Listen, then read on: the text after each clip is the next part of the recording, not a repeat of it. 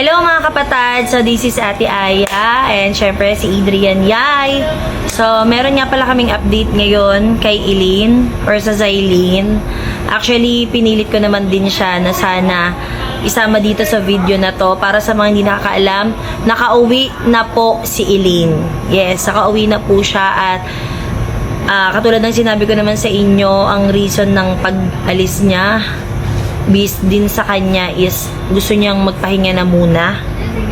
Yes, totoo po yung narinig nyo. Sa mga nagsasabi na scripted, sa mga nagsasabi na baka content lang, for the content lang, hindi po totoo yon dahil hindi kami mai-stress, hindi kami mag-aalala ng ganito kaalala kung hindi totoo yon at hindi kami mag-aaksaya ng kung anong-anong oras nakakaiyak sa puyat para sa kanya kung hindi totoo yon.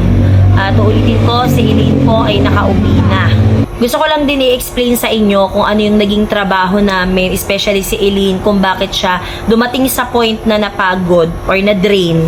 Yes, kasi kahit sino naman, 'di ba? Kahit even ako naman na may edad na marami na ring experience sa buhay, talagang dumarating din ako sa point na napapagod at na-drain din po ako. So, para sa mga hindi nakakaalam, ang ginagawa po namin is hindi lang pagba-vlog. Yes, dahil pinasok na rin natin tong YT.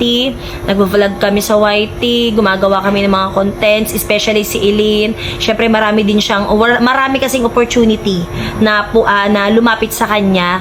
So hindi talaga naiwasan, talagang everyday fully booked talaga siya. So siguro yun nga, well sinabi naman niya sa amin na talagang na-drain siya at hindi na rin kinaya niya. Kaya nagpahinga siya to the point na hindi na rin niya sinabi sa amin kasi kumbaga parang naisip niya, gusto niya yung siya lang, gusto niya mapag-isa, which is sinabi ko naman din sa kanya na mali yun kasi sobrang nag-alala kami. So even kami naman din, ganun din naman yung na-experience namin. Pero syempre, unlike sa amin na mas may edad kay Eileen na kaya naming i-manage, pero siya kasi dumating sa point na hindi na niya alam kung paano. Kahit binigyan namin siya ng mag-handle sa kanya, ng mag-handle sa niya, sa mga schedule niya, dumating talaga siya sa point na hindi niya alam kung paano. Na-drain siya in short. Even si Saidi. Same din si Saidi, ganun din. By the way, si Saidi din pala is nakauwi na at nandun lang din pala siya sa family niya. Doon din siya nagbakasyon, so hindi din namin alam. And even si Eileen din, sa mga nagtatanong kung saan siya nagstay, bakit hindi namin nalaman, si Eileen po ay nagstay doon sa best friend niya, which is kilala din namin. So actually, yun din ang nagsabi sa amin na nandun si Eileen kasi hindi na rin kinakaya ng konsensya niya na nag-aalala kami. Kasi sinabi daw sa kanya ni Eileen na wag sabihin kahit kaninong family member sa amin na kung nasaan siya. So thankful na din ako, hindi ko nababanggitin kung sino, pero sobrang thankful ako kasi inalagaan din niya si Eileen, nakatulong siya kay Eileen, kumbaga para na-release ni Eileen kahit papano yung stress and yung mga, alam mo yon, yung pagod niya, nakapagpagpag siya. And nung naging okay naman na si Eileen, tsaka siya bumalik sa amin ngayon. Actually, pinipilit ko nga siya na isama dito sa sa pag-announce na nakauwi na siya, pero syempre, nakiusap siya sa akin na wag na kasi nga nagsabi siya sa amin na gusto na muna niyang magpahinga sa social media. Yes po.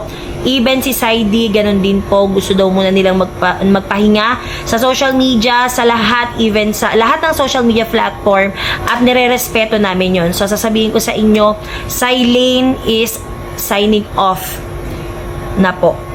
So, meaning to say po, hindi nyo na sila makikita sa kahit na anong vlog namin or sa kahit na anong vlog ng Manix family. Yes, sa lahat po. Dahil sila po ang humiling nito. Si Eileen po ang nagsabi na magpapahinga na po sila sa social media. Kaya ayaw na rin ni Eileen sa social media. Syempre, hindi naman din maiiwasan. May mga comments na ganito. Hindi na rin talaga. Naiintindihan naman namin siya as a family na nadidrain na din talaga siya. Kaya magpo-focus na lang talaga siya sa pag-aaral niya nito. And katulad ng sinabi namin, sinabi ko, nire-respeto namin yon. Kung ano yung gusto na Eileen, ibibigay namin sa kanya. At syempre tayo mga social media influencer, ayan, even kami naman, ako, si Yuki, especially si Yuki, dumarating din talaga kami sa point na nadidrain din talaga kami. Hindi maiiwasan talaga yan. Alam nyo din yan sa mga katulad naming influencer, kung gaano yung trabaho na ginagawa din natin, especially kami full-time din talaga kami. At medyo nahihirapan din talaga si Eileen i-manage, especially mag-aaral siya. So, kung ano yung hilig talaga talaga niya kung ano yung gusto niya. I mean, kung ano yung pinaka gusto niya, tinanong namin siya since hindi niya kayang i-manage.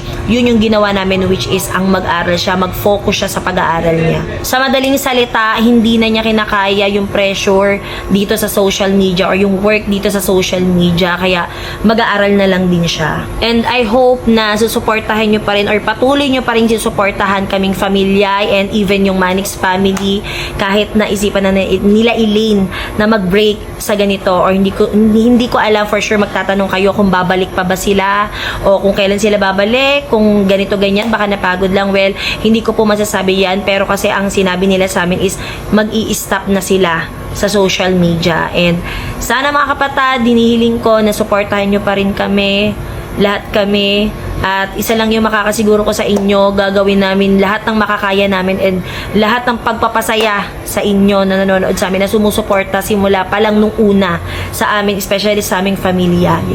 At ulitin ko, so fake news po lahat yung mga sinasabi nyo sa mga comment section na nagtanan si Elaine at si Saidi. Sila ay napagod lang at gusto na magpahinga sa social media dahil hindi nila kinaya yung pressure at yung laro kung anong meron tayo dito. Ulitin ko, wag na kayo mag-alala about kay Elaine at kay Zaidi or Zailene dahil okay na okay sila ngayon. Hayaan na lang din muna natin silang mag-rest, magpahinga at gawin ko ano man yung ikakasaya nila. Dahil gano'n naman talaga, di ba? Lagi ko din sinasabi kay Elaine sa kapatid ko or sa kahit na sino mga kapatid ko, kung saan kayo masaya, yun yung gawin nyo. Kung saan kayo sa tingin nyo magiging okay, dun kayo. At yun yung gusto ni Elaine and nire-respect namin yun.